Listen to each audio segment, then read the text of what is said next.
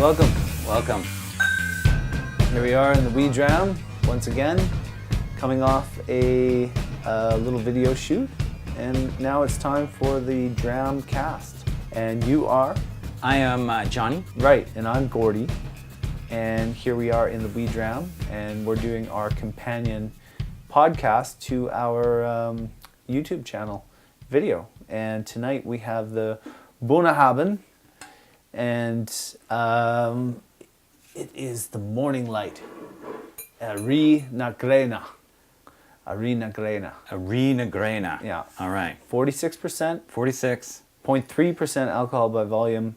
Natural color. Unchill filtered. All the earmarkings of greatness, wouldn't you say? I would say, and lately more than ever. That's right. It's something that I'm picking up on now that I'm realizing if you're going to try a new one, look for those characteristics. Look for those. Probably going to be half decent. That's right. Maybe even surprise you a little. If not top notch. Yeah.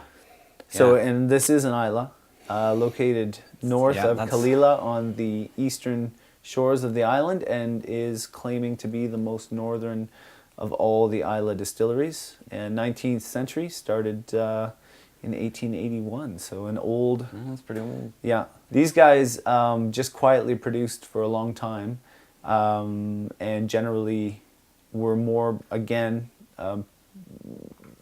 combining with others to create blends. And then, That was their sole purpose, just to make blends? That wasn't their sole purpose, but I think that was kind of how they stayed alive. They said that there was a very optimistic time in sort of the late 19th century where they even bothered to... They built a whole village around this distillery to support its existence. And they talk about how that was something that showed optimism in the whiskey world and industry. And then there were tough times at the beginning of the 19th or the 20th century, and then of course in the 1930s during the Depression, that what kind of kept them going was coming together with others to support the production of blends.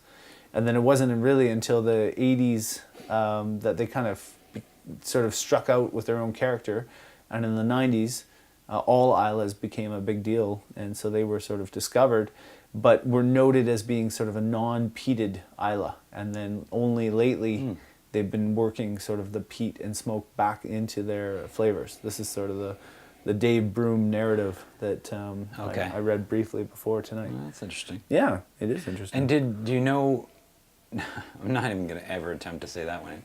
I keep getting Lachig all screwed up. But do we know how many they had?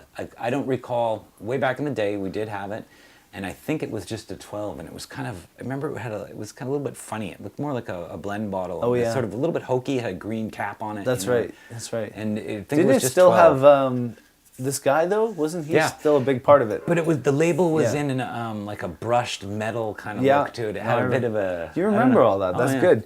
Well, and just to describe the guy, he's a... it looks like the captain of a ship bringing in the big wheel of the large schooner-type vessel. He has a beard and a cap, and he's looking straight and in control. Yeah, it looks rather windy. Yeah. So this is their icon. This is their symbol. And this is their whiskey. So why don't we nose it up? And I've been nosing it. And what have you been getting?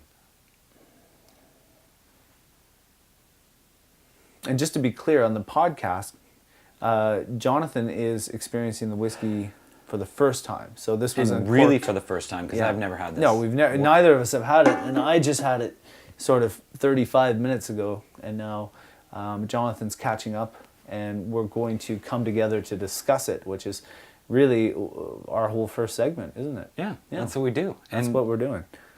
I'm not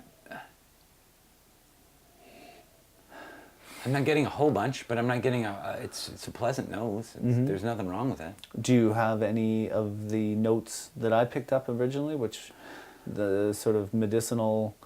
The medicinal was what I found on the original nose, with the undertones of sweetness, vanilla sweetness, backed with a bit of fruit, and then kind of touching on I called it a chestnut wood, like sort of, like a furniture wood, a wood that's been dried out and, Okay. Yeah. Well, that's good. That sounds good. Oh, that's everything, that's... Geez, yeah. Now I'm starting to wonder if it's better than I thought it was already, eh? Because I think the nose now, I'm more into it. And you even wonder if just having it open for even a little bit of time sitting in a glass, that it begins to take on something, you know? Mm-hmm. Just not getting all those super distinctive smells that you're getting. Although once you say them, it always helps to punch them out a little bit. Right, yeah, they begin to appear a little bit. But yeah, I mean, I've had probably a good quarter ounce of this already, so. Yeah, I've got to give it a try. You're ready to go? Okay. It's been way too long for me. All right. Okay. Cheers. Salon Cheval.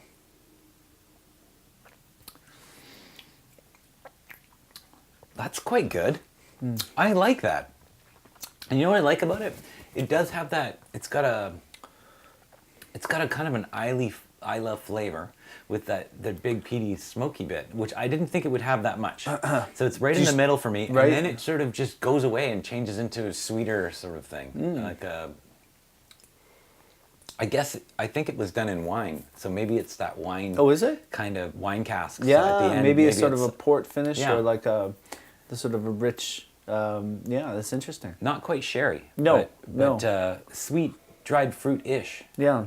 A little darker than the typical sherry that definitely that comes to mind. Do you know how much sherry is in this? Did you have any chance to learn anything about this? No. I didn't either. I didn't read much. I just know about that they either. do put it into wine casks. Wine casks or sherry casks? Wine. Yeah, interesting. But they don't go out of their way, do they, to describe? I should have read a little bit about the wood.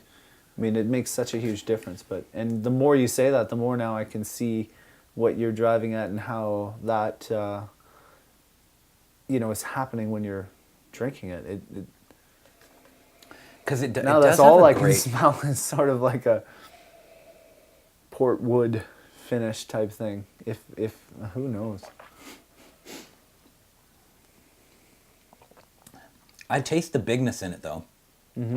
I like the mouthfeel, and I taste. It's really full. I'm still tasting it. Yeah. My mouth is quite enjoying it. Am I just getting way too easy on scotches And now? maybe I seem to I'm like they're all so good. But the last couple, I'm waiting for one that I can kind of rip apart. Well, but the last couple have been all really surprisingly good. Yeah. Well, let's talk about this one though. Okay. Because I'm the more I'm drinking this, the more I'm becoming a fan of it, and the more I'm thinking it's got a really good. Maybe 3 is under. I mean, again, I just don't know how. I just imagine this being an expensive whiskey. Again, 46%, all the rest of it. Do you know how much did you pay though? We paid. I think this might have been $85. 85 for a liter from Beijing duty free. So that how good are the prices on the other ones? So they like it sometimes the duty free isn't like standard. Yeah, in Beijing they have sort of like a bunch that are around $80 that seem like really good values. All 1 liters? Yeah, that's the thing. They're all 1 liter and they're all like right. They're just a good value because you get so much and they're a little bit rare. And if they make it for the travel expression, then yeah. You're gonna get more. They're gonna make it cheaper too, just to get you into it. It's like they're trying to hook you. Yeah. Taste this one, and they probably saying that, thinking if that's what their plan is, if they're keeping that in mind, it's a good idea to try to make one travel one that is going to be out in a lot of different places that is kind of unique. Yeah, that's true. That's got some good flavor to it, different. Wow, even now I'm tasting. You're still like tasting port. Yeah. It's more of a port thing in the back. I think so. But I'm not that I'm much of a port drinker. Well, I'm not really either. But it's just the way, like thicker, a sweet fortified. Woody, more woody. Yeah, this is a tawny port here that I have at the bar, and I actually definitely associate that for sure. Interesting that it has quite a nice color, given that it's uncolored. Mm-hmm. You know I what like I mean? that. I know. Yeah, like that's. Why? It's a beautiful color. Right? I know. Yeah. Why do people color? I don't know. I mean, and this is a great example of they probably never would have to color because it's just got a really nice look to it. The gold with a sort of a yellow gold thing going on. Yeah, it's beautiful. Mm-hmm. It feels thick in my mouth too. I kind of look for that too now. I mean, that's not surprising, I guess, but it's nice when it does that. So again, like for those three things that we're going to be looking for all the time now, right? A non-chill filter, the non-color, the natural color, and the 46. The high alcohol. Yeah. Well, let's talk about that a little bit. I mean, for 46%, this doesn't feel aggressive or too powerful in any way. No, but you can. I think the strength is there, though. Every sip you have, you know it's. They're not cheaping out on you. Yeah, no, there's no watery agree. essence going on there. I would agree. Well, and I have to refer back to the video now. When I first sipped this, I didn't get much of that. For whatever reason, whether it was because it was straight out of the bottle or whether it was because I just had Valentine's on the rocks, maybe that. Who knows? Now I'm starting to wonder about having that before this. It's just too many variables to really pinpoint, but I can definitely tell you that my hope is coming true, which is that the more I drink this, the more I enjoy it. And that's not a bad thing at all. No. It's not one that I think you get bored with because there's a lot going on. Yeah, I think there is. And I'm thinking now, if I'm toning it back a little bit, it is a bit of a one-trick pony, is that what you say? But in what way? In the sense that it's got a nice big flavor, but that's about it. What about finish, though? Well, the finish is okay, too. But do you find the finish it's mainly is in the part of mid-range. The flavor in some way? Meaning that the one-trick pony means that it's very consistent. It doesn't have any surprises. Well, it has one thing in the middle. It just has the. To me, the wave is. It's not like a big crashing wave. It's more of like a swell, a rolling wave. It just picks up and then drops down afterwards. And the finish, isn't horrible, but it doesn't. The more it's lingering with me now, the less it's doing for me. When I first had it, it was big and it washed over me. And I'm like, whoa, that's really cool and huge. Now I'm not getting it as much. It's like having the reverse reaction that you had when you tried it. I'm getting more into it and you're getting out of it. Can we cross there for a moment? Oh, see you later, Jonathan. Yeah. No, I don't mind it though. It's not it's got a lot of power, and I gravitate towards those ones that have power but are done well. Yeah. They're not too strong where you're like, hey. And there's just a nice controlled power. What do you think of the morning light? I can relate to that and why they might have called it that. That I don't know if I would have called it the morning light. But maybe, the morning light. That implies lightness as well in flavor to me. So that's why I'm not connecting with that. Well, what about the idea that the morning light breaks through the darkness and has an incredible contrast and vibrancy, right. Because it's fighting. It's blowing through, it's becoming, it's happening, it's right there, right now. I like that. You like that? Yeah, that is good. That's probably true. Let's just taste it again to see if that comes true. Comes true. Yeah.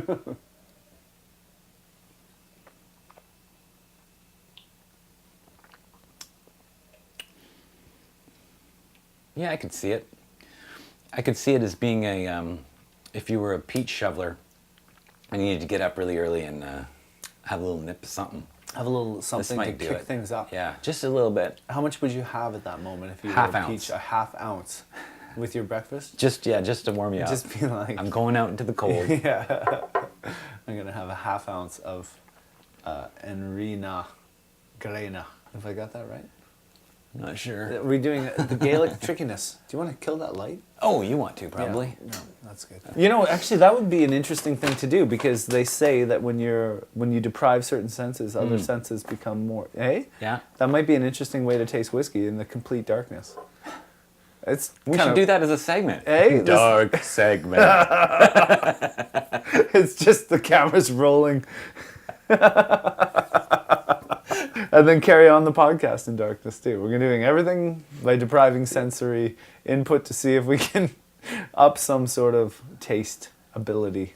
That'd be weird. I'm just going to sit here in the dark and talk? No. We'd have to do that. You're right. Okay, it could be a short. Is that what you're saying? It'd just be black screen. Or it could be a whole night of doing Lights go on and off. Yeah. Or do you have to get accustomed to the darkness in order for you to. Yeah. You know, you can't just turn the lights off. I think it's going to take some time to adapt. You know. That's right. That's right. Bring Your the lights eyes are down gonna- low. you're not One gonna work light as hard. bank at a time goes out until you're finally just dark. And then maybe it'll happen. That's right. Yeah. Set them up. Little All right. primer. Let our audience know, our 3 or 4 audience members that listen to these. And thank you to each of you, which we probably at this point could personally thank each of you. We because- should just all be here. Yeah, talking yeah, about yeah. it. Why don't you? We should just come over and drink with us, because Don't need a big room. no, you certainly don't.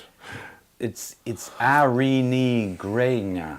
Eirigh Greine. Array, Eirigh. Isn't it? Greine. Would you say Eirigh? Eirigh Greine. Eirigh, Eirigh Greine. Eirigh Negregna. Eirigh Greine. Eirigh na. Naya. Greine. Naya. Yeah. Eirigh Greine. Yeah. Is that cleaning it up?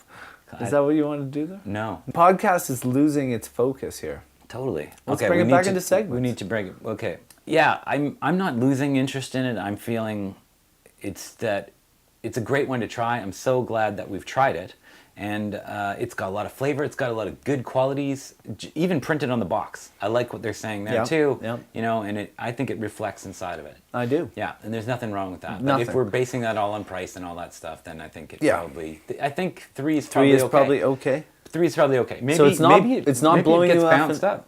Just Well, like you said, the Kalila. I know. Sometimes you just come back to it and you're like, wait a sec. Yeah. I don't know how this couldn't be a 4, you know? Yeah. Yeah. So, we'll see. We'll see. But right now, I think it's time for... it is.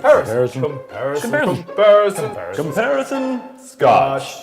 We were talking briefly. You had a little more time to prepare, so I haven't even done that yet. Although I just looked up and I saw. I think I saw the one I want. Oh, yeah? Yeah. Wow. I think. Let me see. Don't tell me right off the bat here. Do you have more than one? If you do, keep it to yourself. I only have one. Well, gee whiz. I think I'm looking. I'd like to throw a couple in there just for fun, but I know that's not. It doesn't make sense to do that. Okay, well, let's start with the one you thought of first, and Okay. then let's work backwards. All right. Well, I think it's Brook Laddie. Oh, yeah? Yeah. What, the classic laddie? Classic Laddie. I think that Wow. this one is going to win, but I'd like to see, because they are both on Islay. Yeah. They do the same kind of thing, don't Okay, they? okay. You know, They and do I think they certainly have some of the same characteristics, absolutely. Well, I'm assuming that one is higher alcohol, I think but so. I'm not sure that. By about I don't think they 4%. put color in it either, though. No, I think they have the same sort And of it's game non-chill plan. filtered, right? Yeah, I believe so. Well, then I think that's. What else could there be? Like, if I had to guess one of yours, I'll just take one guess. If I don't get it, I don't get it. But I mean, you go the Kalila. Absolutely. Yeah. Yeah, I think Because they're it's- just close together. they're close, and I'm really curious to know, like, because I know that I like Kalila a lot, I'm really interested to know if this one can hang in there with Kalila. All right. And I think it could. And that's why I'm interested. Whereas the Brook Laddie, I just think it'll be like, yeah, here we are, you know, it'll be, like you say, this one will be better than the Brook Laddie, and we will have tried the Brook Laddie and maybe discover something nice in it, because we can, that's always a good thing, is to, like, you know, do the hand-to-hand Yeah. tasting, which is super fun. But I think we're going to get more out of the Kalila experience, and I think it's a better pairing. And just the natural geographic, I mean, they're You can see them. the geography, Yeah. right? Yeah. They're together on the same coast of Islay, you know, with Jura just sitting right on them, and I think it's just smart to go with this one. And I Yeah. say that. Well, you know, yeah. I'm not going to diss mine so much because it's still Islay, and that one doesn't have. There's the one that doesn't work for me is because it's only 43%. it's only 3.3% away, right? It's true. At least but I it's think not a 40. No, that's true. Yeah.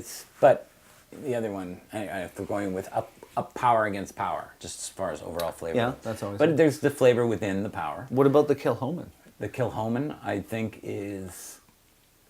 I still think the Kilhoman's a cruel thing to do. Yeah, it would be too much for this Yeah. Eirigh Greine. I think so. Yeah, It's just it's a different class. yeah.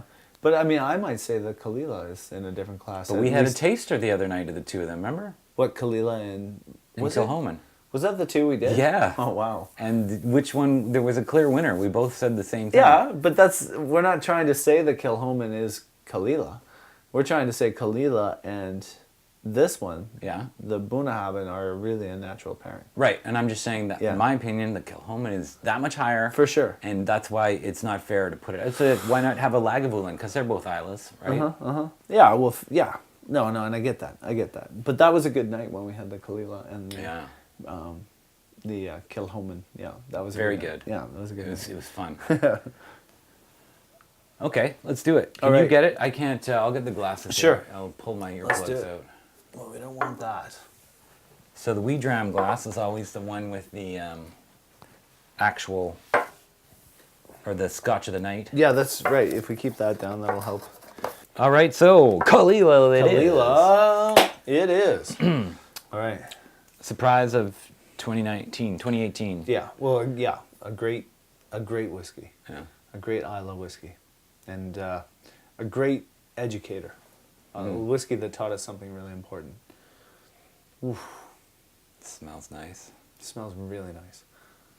Now that has something, there's more distinctive going on. Well, there. again, this is now that the nose has wood and peat on it in a way that the Bunnahabhain, Eirigh, Greine doesn't provide. Mm-hmm. Yeah, this nose is way better. It's way more sophisticated. Oh, and just up the Wee Dram alley, you know, is smoky campfire, you know, trees splitting.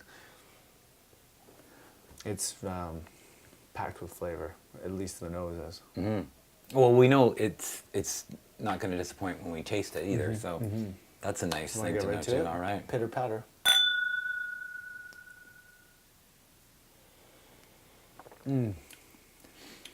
My tongue got painted with like a burnt cedar brush. Some It's sort of so wood. good.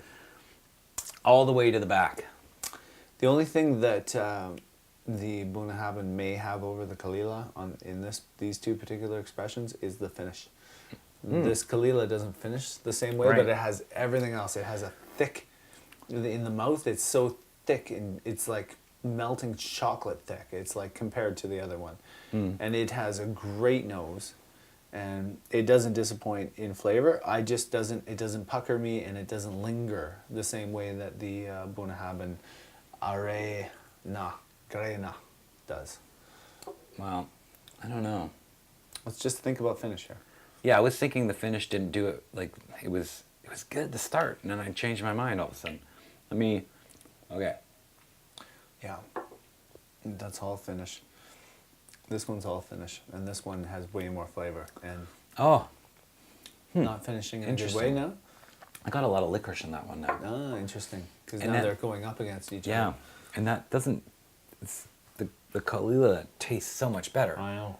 Yeah. It's so much better. The Kalila makes the Bunnahabhain look like it's on the mainland. A little bit, yeah. I mean, maybe they're not meshing. Complexity. They're not meshing the way some have, where we've gone taste for taste, and each has brought over something. This one, like I say, I mean, it's a much nicer sip. Yeah, and the nose is wonderful. I mean, I love this whole. Wow, that's too bad. That's why we should have put it up against the Brook Laddie. You might be right. I think in second thought now, looking at it, you probably are right. Yeah, I have to say. I had my mind set up from the first moment I drank it. I was like, oh, hope this is like Kalila. The stone's throw away is kind of cool, yeah. Yeah. Well, and you know, like I say, I just was convinced this was the way to go, but now drinking it, it's definitely a 4 versus a 3. If anything, this helps us with our rating, I suppose. Yeah, unless it does evolve. Yeah, which it could. Yeah. Which it could. You know, I'm not going to put the blinders on, that's for sure. No, that's true. But yeah, out of the gate there's no, in my opinion, there's no competition. I'd get this every time. However, expensive-wise, I think you could probably put them in the... Same category. Yeah. Yeah, they're not easy to find. So even more so then, really. What am I saying? And you know what's silly sense, about Kalila is that a lot of people in most markets are able to go to any store they want and get it. It's just, for some reason, whatever, the BC liquor store doesn't want to bring in Kalila for, like, in the rotation. Yeah. What's up with that? I don't know. I'm so tired of it. I'm tired of it too. You know, why can't I drink the whiskeys I want to drink? And why can't we go there and just get whatever we want? Yeah. Just order it in. Yeah, at the very least, bring it in. Can't even do that. I know. I don't understand. How much more do we want to talk about with the comparisons? Well, we're kind of... I don't know. We're going to go Brook Laddie is too much, eh? We can't even... We can't have a third, no. No, okay. No, we don't just start, like, pulling a Can't just third do that. out. No. That would be a big paradigm shift. I mean, I don't know. We there yet? No, we're not there yet. That's not... You're Don't right. feel like That's we're there crazy. Yet. That's crazy talk. But I do think we are moving along. Quote of the night. So I got... What did I do? I downloaded a new one. Have you ever heard of a guy named Christopher Hitchens? Yeah? There's a book of his behind you. Do you like him? He's interesting. He has a lot of YouTube hits on these, like, when he debates like an Anglican priest about something. And he generally just... They call them hitch slapping. Yeah, he just puts them. I know. I really liked his style of. He's just that sort of pompous British guy. Yeah, who just relentless. You really couldn't win an argument, even if you had a better case almost. Right. But yeah. He. Well, what does Christopher Hitchens have? Well, he has this whole long thing. It's just like excerpts from his memoirs. But he had these ones in here. I didn't want to put this one in here. I just thought it was an interesting. This one is not really a quote of the night because it doesn't have to do with Scotch. Anyway, the other one does. Here we go. So not quote of the night. Quote? Oh, not quote of the night. Okay. Avoid all narcotics. These will make you look more boring rather than less, and are not designed as are the grape and the grain. Oh. The grape and the grain are superior. I thought that was kind of neat to enliven company. And then his other one was that I had from him was be careful about upgrading too far to single malt Scotch. When you are voyaging in rough countries, it won't be easily available. Oh, fair enough. Right? You get a taste for it, and then you're like, you can't find it when you need it. They can't get a decent whiskey. No. Interesting. Is that the quote of the night? Well, it could be, or I have one more from a guy named Ron White, who I didn't really know what he was. I just thought it's more funny than anything. I'll read it, and then you decide, okay? Mm-hmm. There were years when I was a beer and tequila guy. Then I got real fat. And then I found out that you could actually go on a diet and drink Scotch. Then I got hooked on Scotch.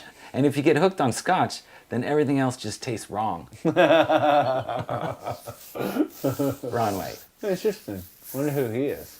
He's a comedian. Right. That's all. I'd never heard of him before. I was a beer and tequila guy. Then I got really fat. So then I went on a diet and I found out I could drink Scotch. Yeah. Right. And then he lost all the weight, but he gained a real good appreciation for it. Now everything else tastes like crap. Now everything else tastes wrong. It's sort of true. Like that's why I kind of like that. But that's not true because you like rum and you like. I do, but I prefer this. If you had to pick one, this would do. Right, but that's not to say that tequila and beer are bad. No, but I was going to say that, but I take issue with tequila. Yeah, tequila's pretty wonderful. I quite like tequila. But I would say the same for fine wines. Mm-hmm. I think good tequila is better. I would enjoy a tequila better than a wine, though. Right. Definitely more bang for your buck. Yeah, I think just deeper all around. I mean, I like wine with dinner. If I'm going out and I'm going to eat the wine, I'm going to drink the wine with the dinner. If I'm having a nice dinner, I'll do that. I don't mind that. But it's not my go-to drink. No, I get that. I'm not going to just crack a bottle of wine and have that watch TV. Well, we don't really have a quote of the night. Have we settled on one? Well, do you want to do one of those? We just talked about it. Well, that's the one that stands out. Or there's the whole list of the other ones. Oh, yeah. No. I think narcotics, and then the preference, and then what was the other hitch one? Oh, it's just about be careful when don't go foraging in countries and don't get too snooty on Scotch. Just like that's worthwhile to talk about. Why don't we talk about that? All right. Yeah. So Jonathan, you chose this. Well, I just because I kind of liked Christopher. I liked watching some of this stuff. Right. But why choose this particular quote? Why actually put this one into the file? I wouldn't know because I don't travel that much around the world. But I do know that I think essentially what he's saying is if you get your tastes and your flavors too uppity, it's not going to work out for you the whole time. You got to learn to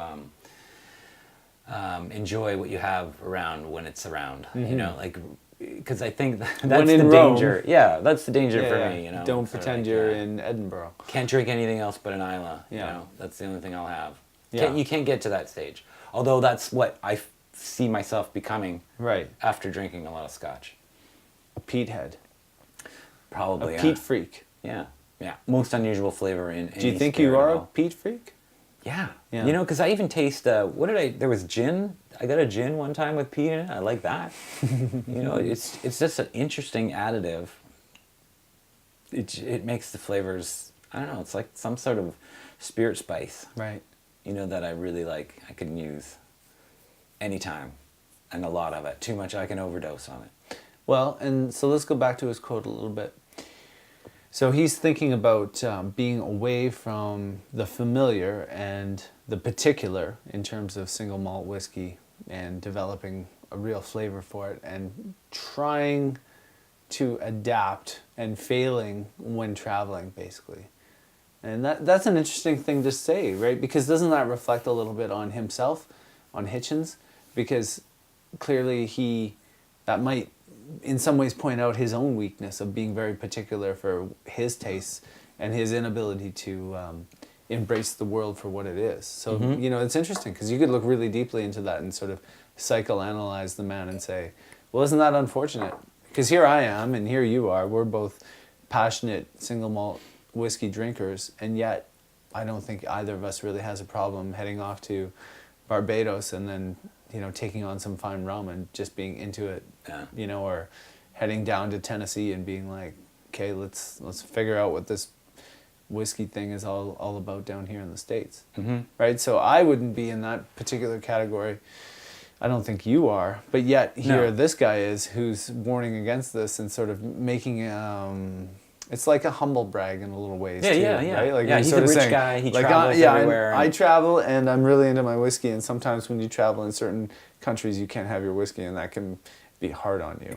It can rain on your vacation. Oh, poor Christopher. Yeah. But he's like, it's a memoir. He's just writing his thoughts down and like, just note to self. Don't get too particular with your tastes.